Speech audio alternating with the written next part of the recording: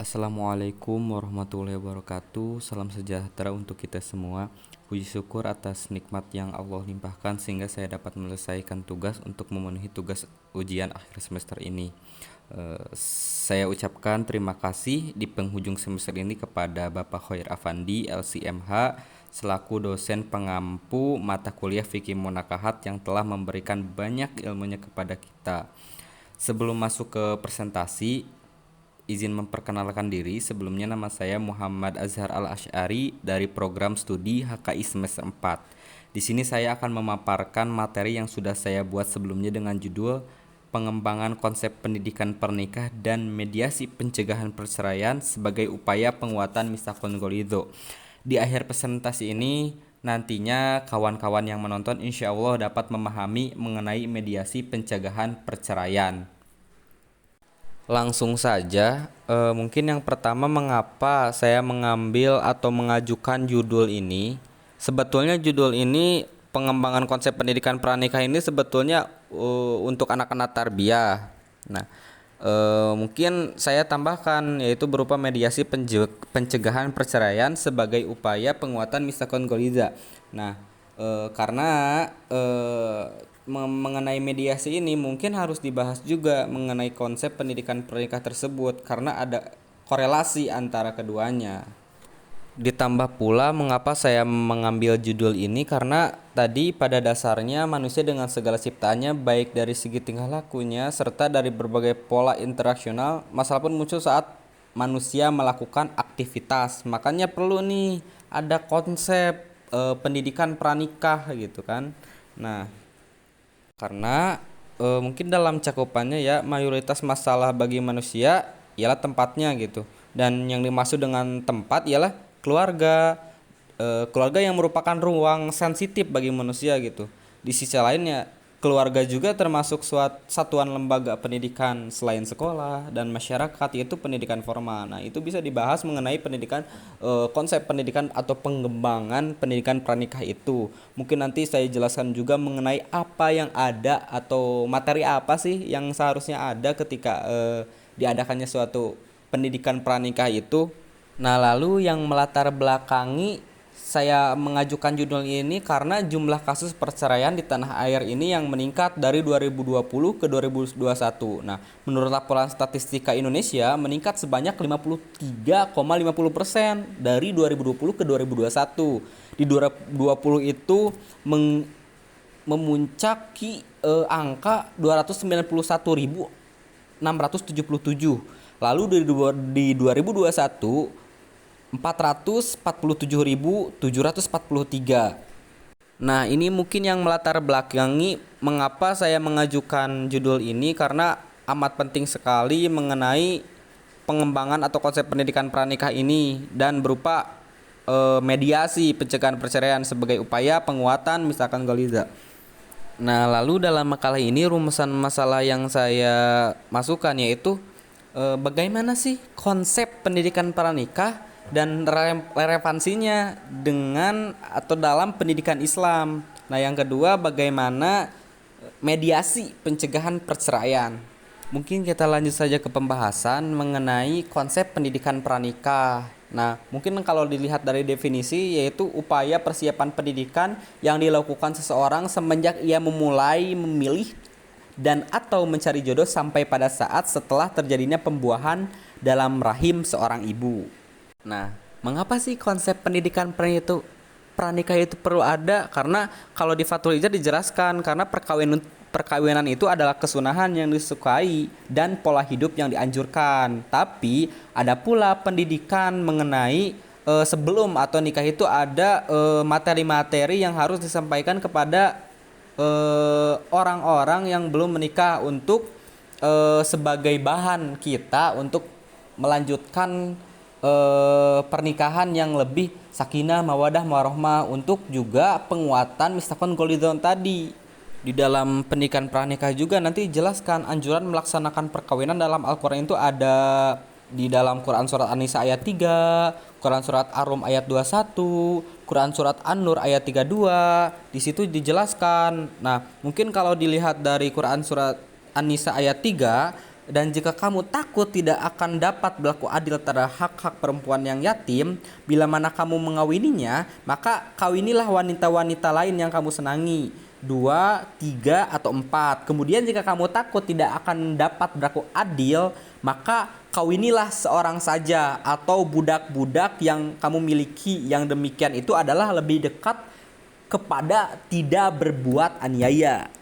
Nah, tadi di dalam ayat An-Nisa yaitu kamu tidak akan dapat kemudian jika kamu takut tidak akan dapat berlaku adil, maksudnya berlaku adil ialah perlakuan yang adil dalam meladeni istri seperti pakaian, tempat, giliran dan lain-lain yang bersifat lahiriah. Nah, lalu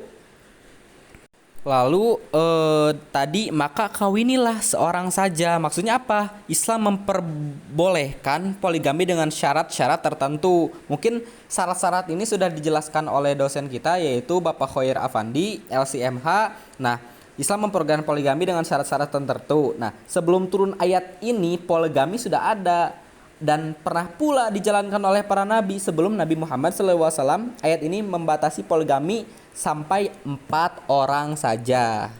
Nah, itu yang menjadi sangat penting yang mungkin sekilas ya, yang sangat penting untuk konsep pengembangan pernikahan pranikah sebagai materinya gitu, karena penting sekali pembahasan mengenai Islam memperbolehkan poligami tapi dengan kan ada syarat-syaratnya gitu kan. Lalu langsung saja mengenai tujuan pendidikan pranikah. Yang pertama, mengatasi problem-problem yang berkaitan dengan pernikahan. Yang kedua, membantu menemukan permasalahan yang berkaitan dengan pernikahan. Yang ketiga, membantu dalam memelihara situasi dan kondisi pernikahan. Maksudnya apa? Tadi poin-poin yang tadi maksudnya tadi yang pertama, dapat membantu individu untuk memecahkan masalah yang akan muncul dan mengatasi problem-problem yang berkaitan dengan pernikahan, yaitu ya seperti memahami hakikat pernikahan dalam Islam, tujuan pernikahan dalam Islam, memahami persyaratan-persyaratan dalam Islam. Nah, lalu kesiapan dirinya untuk menjalankan pernikahan dalam Islam. Nah,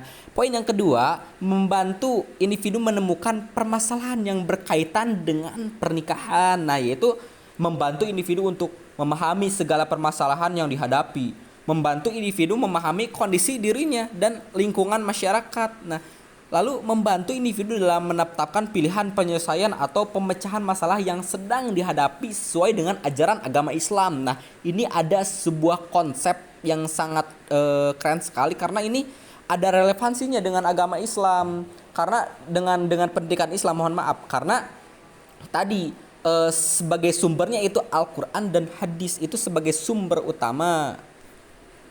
Nah, lalu yang ketiga, membantu individu dalam memelihara situasi dan kondisi pernikahan agar tetap baik gitu kan. Memelihara situasi dan kondisi pernikahan dan kehidupan dalam berumah tangga yang awalnya memiliki permasalahan dapat teratasi agar tidak muncul lagi permasalahan. Lalu mengembangkan situasi dan kondisi pernikahan agar menjadi rumah tangga yang sakinah, mawadah, warohmah. Nah, dari situ amat penting sekali mengapa harus ada sebuah konsep pengembangan pendidikan pranikah. Karena untuk menjalin rumah tangga yang sakinah, mawadah, warohmah. Nah, manfaatnya luar biasa, manfaat pendidikan pranikah ini. Tadi untuk mencapai keluarga sakinah, nah, mampu menghadapi tatanan sosial dalam kehidupan masyarakat. Dalam membina keluarga terdapat beberapa pendidikan yang harus dijalani oleh calon pasangan suami istri sehingga proses transformasi perilaku dan sikap di dalam kelompok atau unit sosial terkecil dalam masyarakat akan tercapai sesuai dengan tuntunan syariat tentunya. Nah, lalu apa aja sih ruang lingkup pendidikan pranikah itu? Materinya apa aja sih gitu kan? Yang pertama itu Islam menawarkan beberapa macam konsep pembelajaran pendidikan pranikah bagi calon pasangan. Nah, materi pertama, materi hubungan suami istri dan konsep pembinaan keluarga sakinah. Maksudnya apa? Untuk mencapai ideal sakinah gitu. Idealnya sakinah, nah koskumaha gitu. Kayak gimana?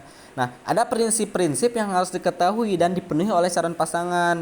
Nah, mencakup ya aspek internal, aspek eksternal. Nah, aspek internal mencakup pemuliaan manusia, memilih pasangan sesuai hati nurani, bermitra, bermusyawarah, kecintaan, tidak adanya kekerasan, ya lalu keadilan dan al-ma'ruf. Nah, sedangkan yang menjadi aspek eksternal adalah bertetangga dengan baik.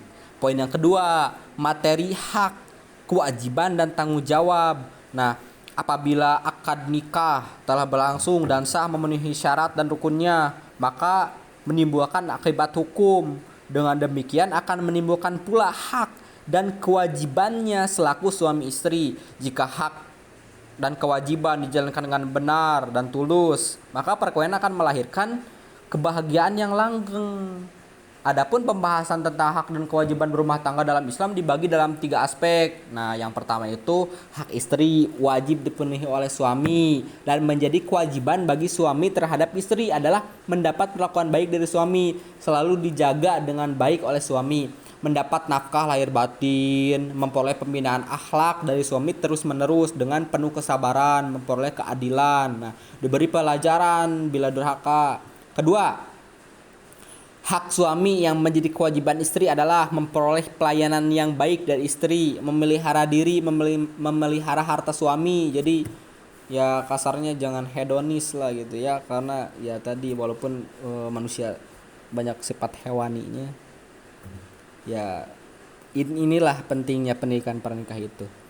Ketiga, hak dan kewajiban bersama antara suami dan istri dari sudut pandang Islam adalah keseimbangan antara tanggung jawab yang dibebankan dengan hak yang diperoleh dalam rumah tangga. Nah, yang ketiga, materinya yaitu materi hubungan antara suami istri dengan anak dan keluarga. Lalu materi hubungan antara suami istri dengan masyarakat. Nah, itu materi-materi mengenai konsep pendidikan atau pendidikan pranikah ini amat penting sekali. Mungkin kalau saya jelaskan betapa pentingnya pendidikan pranikah itu untuk menciptakan keluarga yang ideal, keluarga yang kokoh gitu kan. Untuk supaya tadi kokoh itu yaitu upaya penguatan misakon golido. Nah, lalu sekarang apa sih relevansinya dengan pendidikan Islam? Apa sih ya tadi pendidikan mereka itu apa sih relevansinya dengan pendidikan Islam? Nah, yang sudah saya jelaskan tadi bahwa Al-Qur'an dan hadis menjadi sumber utama dari pendidikan pranikah. Berarti ini ada sebuah konsep juga dari pendidikan Islam mengenai konsep pendidikan pranikah ini dengan kaitannya dengan pendidikan Islam. Akan tetapi untuk dapat mengetahui hubungan antara pendidikan pranikah dengan pendidikan Islam, ya maka haruslah mengetahui landasan filosofis dari masing-masing bentuk pendidikan tersebut, ya baik dari definisi, dasar, sumber serta tujuan masing-masing.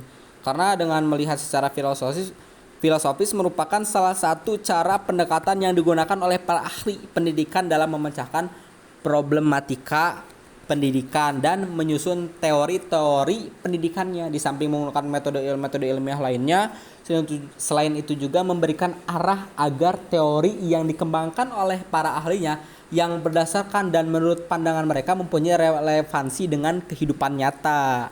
Nah, kaitan ini mungkin bermula dari pengertian pendidikan Islam ya, yang menurut Ahmad Tabsir dalam bukunya yang berjudul Ilmu Pendidikan Islam menjelaskan bahwa ilmu pendidikan Islam adalah ilmu pendidikan yang berdasarkan Islam. Islam adalah nama agama yang dibawa Nabi Muhammad. Islam berisi seperangkat ajaran tentang kehidupan manusia. Nah, ajaran itu dirumuskan berdasarkan dan bersumber pada Al-Quran dan hadis serta akal. Jika demikian maka ilmu pendidikan Islam adalah ilmu pendidikan yang berdasarkan Al-Quran, hadis dan akal. Penggunaan dasar ini harus berurutan. Al-Quran lebih dahulu, bila tidak atau tidak jelas lihat di dalam hadis. Bila tidak ada barulah digunakan akal atau pemikiran. Tapi temuan akal itu tidak boleh bertentangan dengan jiwa Al-Quran dan atau hadis dan atau argumen atau akal yang menjamin teori tersebut. Jika pembuatan dan penulisan teori dalam pendidikan Islami tidak jauh berbeda dari pembuatan penulisan teori dalam fikih. Nah, jika dilihat dari segi sumbernya tadi sudah jelaskan pendidikan pranikah gak jauh beda sama pendidikan Islam. Nah, seperti pada penjelasan yang penyusunan teori pada pendidikan Islam sama dengan penyusunan teori pada fikih. Al-Quran dan hadis menjadi sumber utama dari pendidikan pernikah dikarenakan sesuatu hal keseluruhan baik dari proses, tujuan, dan lain sebagainya bersumber dari sumber yang utama dari agama Islam itu. Nah, hal ini benar adanya karena menurut Ahmad Dabsir segala sesuatunya tersebut terdapat sebuah aturan. Kemudian dari aturan tersebut haruslah aturan yang pasti benarnya. Tidak mungkin jika aturan yang benar berasal dari sesuatu yang tidak maha pintar. Karena sesuatu yang sifatnya benar seperti yang dikatakan Zuhair ini ya di dalam bukunya ya, itu hanya berasal dari Tuhan yang Maha Esa dan tidak akan berubah-ubah sekalipun masyarakat manusia berubah menurut perkembangan zaman. Ajaran-ajaran agama itu bersifat absolut. Nah ya, bersifat absolut ini. Tidak akan berubah dan tidak akan dapat diubah menurut peredaran massa yang merupakan dogma, itu dogma. Inilah yang menimbulkan sikap dogmatis dalam tiap agama. Karena tadi yang sudah saya jelaskan. Nah, lalu yang sekarang mengenai mediasi pencegahan perceraian. Dengan adanya usaha pencegahan terjadinya talak itu dengan berbagai penahapan seperti dalam permasalahan nusyud. Nah, sebetulnya penyebab terjadinya perselisihan dan pertengkaran ya, apabila gitu penyebab terjadinya perselisihan dan pertengkaran antara suami istri disebabkan oleh aspek ekonomi kurang cukup atau aspek perselingkuhan maupun perjudian dan minum-minuman keras, maka penasehatannya tetap diawali secara umum tentang pentingnya pernikahan dan mempertahankan rumah tangga. Nah, setelah itu baru masuk pada penyebab terjadinya pertengkaran daripada pihak. Nah, ini jelas ada korelasinya dengan pendidikan pranikah karena tadi dijelaskan juga mengenai penasehatan tetap diawali secara umum tentang perlu pentingnya pernikahan. sekali dijelaskan mengenai itu mediasi pencegahan perceraian ini amat penting karena sekali. perlu diketahui bersama bahwa Allah menciptakan manusia di dunia ini bukan untuk berbuat sesuai kemauan kita, nah, melainkan hanya untuk mengabdi atau beribadah kepada Allah semata. Nah, ini jelas sekali konsep pernikahan ya, pendidikan pranikah, yaitu nikah itu sebagai ajang ibadah kepada Allah begitu. Lain apa yang menjadi sebuah pengertian daripada pencegahan, yaitu pencegahan mungkinnya secara umum pada dasarnya ada beberapa penataan sistem yang harus dilakukan bertujuan agar dapat bekerja dengan baik gitu. Yang pertama itu pendekatan terpadu atau metode gitu ya. Yang kedua hubungan antara pemerintah dan masyarakat, yang keduanya merupakan subjek dari sebuah aktivitas pengamanan. Yang ketiga situasi aman sebagai objek pengamanan masyarakat. Nah, sebetulnya pencegahan perceraian pada khususnya tidak jauh berbeda dengan pencegahan pada kejahatan pada umumnya. Hanya yang membedakan mungkin dari cara ya atau strategi yang digunakan, yang salah satunya adalah pencegahan dengan pendekatan situasional yang merupakan salah satu berbagai teori pencegahan yang menggunakan bentuk strategi pencegahan yang diterapkan dalam suatu lingkungan atau keadaan tertentu. Nah, mungkin pertama saya menjelaskan mengenai apa sih faktor pendukung keberhasilan mediasi. Nah, keberhasilan atau kegagalan mediasi sangat dipengaruhi sebetulnya ya teman-teman, faktor-faktor pendukung dan penghambat selama proses mediasi. Nah, mungkin saya jelaskan mengenai faktor-faktor pendukung keberhasilan mediasi. Yang pertama itu kemampuan dari mediatornya. Nah, yang kedua faktor sosiologis dan psikologis. Yang ketiga itu adalah moral dan kerohanian. Nah, yang keempat ada itikat baik daripada pihak. Maksud daripada kemampuan mediator itu mediator yang pandai mengelola konflik dan berkomunikasi sehingga dapat mengupayakan adanya titik temu antara para pihak, akan mudah mendorong terjadinya perdamaian. Nah, oleh karena itu kemampuan sang mediator berpengaruh akan keberhasilan mediasi ini. Untuk pencegahan perceraian ini sangat berpengaruh mediator ini dalam hal ini ya. Yang kedua itu ada faktor sosiologis dan psikologis. Nah, dalam kondisi sosial para pihak menentukan akan keberhasilan mediasi. Nah, misalnya seorang wanita yang menguasai suaminya akan berpikir akan nafkah dirinya dan anak-anaknya. Nah, bagi wanita yang tidak memiliki pekerjaan atau memiliki penghasilan namun khawatir kekurangan, akan berpikir ulang untuk menggugat cerai suaminya. Nah, ini sangat jelas sekali mungkin untuk faktor sosiologis dan psikologis sebagai pendukung mediasi ya, pendukung mediasi itu. Nah, yang ketiga ada moral dan kerohanian. Nah, ini balik lagi sebetulnya kepada pendidikan yang islami. Nah, perilaku para pihak yang baik dapat memudahkan mediator untuk mengupayakan perdamaian. Namun, perilaku yang buruk dapat menjadikan salah satu pihak tidak mau kembali rukun. Nah, karena bila kembali dalam ikatan perkawinan akan memperburuk kehidupannya. Nah, begitu pula tingkat kerohanian seseorang berpengaruh pada keberhasilan mediasi. Yang keempat, tadi itikat baik daripada para pihak. Nah, saat proses mediasi berlangsung, mediator akan berperan sebagai penengah yang berusaha mendamaikan para pihak. Namun, sebaik apapun usaha yang dilakukan, mediator dalam mendamaikan tidak akan berhasil bila tidak didukung oleh itikat baik.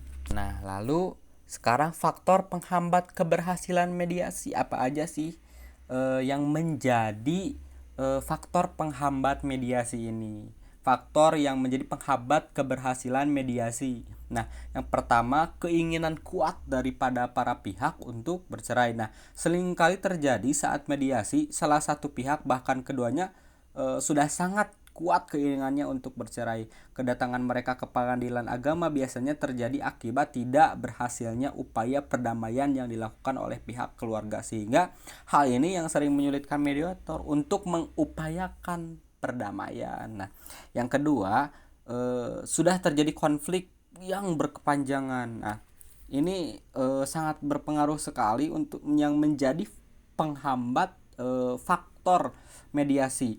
Karena saya sebetulnya pernah mendengar suatu cerita ketika saya di firma hukum. Saat itu ada seorang ibu-ibu katakan ingin menggugat suaminya mungkin karena hal-hal yang sepele dan nggak ada konflik yang berkepanjangan. Jadi itu mungkin bisa menjadi celah untuk menjadi sebuah penengah yang memang si mediatornya harus tahu bagaimana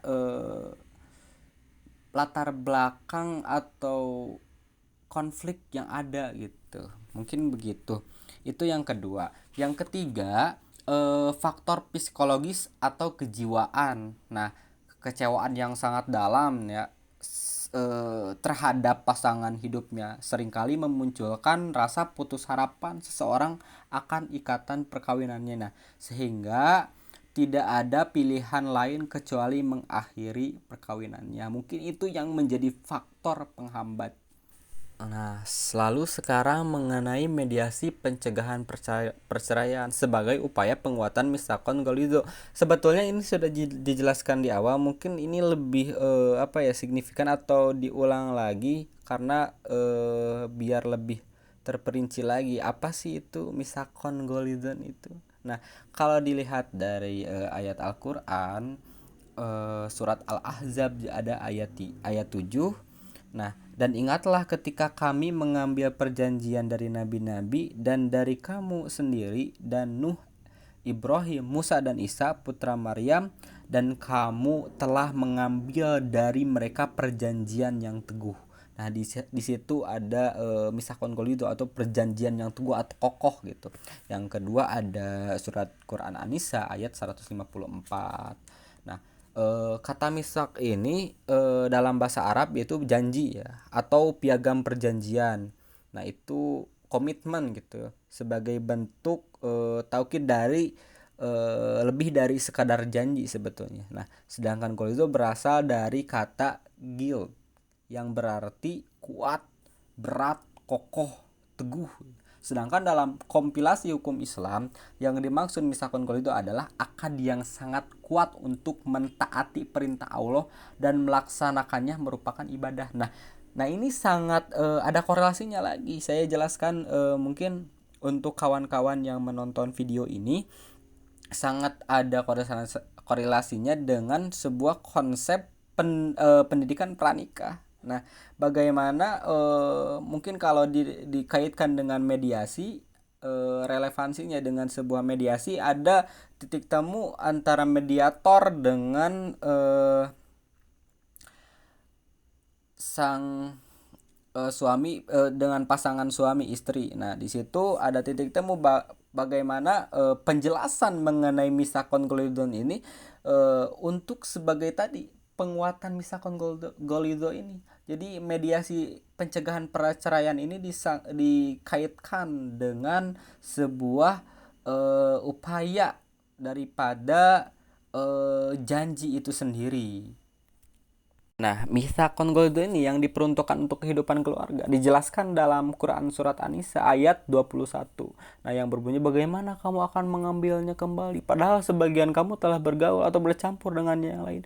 Sebagai suami istri dan mereka istri-istrimu telah mengambil dari kamu perjanjian yang kuat. Nah, ini bisa menjadi tadi yang sudah saya katakan bisa menjadi sebuah katakanlah argumen ya, bukan argumen. Jadi bahasa mediator untuk mendamaikan daripada kedua belah pihak. Nah, karena dilihat juga perkataan Rasulullah tersebut selaras dengan